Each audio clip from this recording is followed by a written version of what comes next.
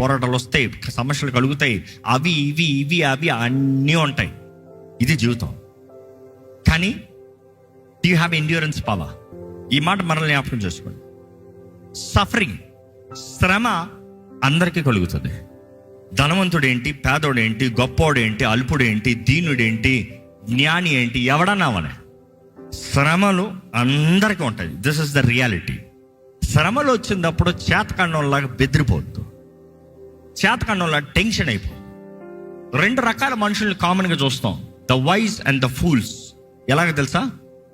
సమస్య వచ్చినప్పుడు ప్లాన్ చేసి ధైర్యంతో ముందుకెళ్ళేవారు వైజ్.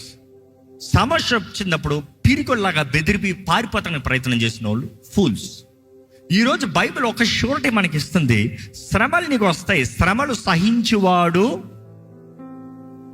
తెలీదా మాట? శ్రమను సహించువాడు ధన్యుడు.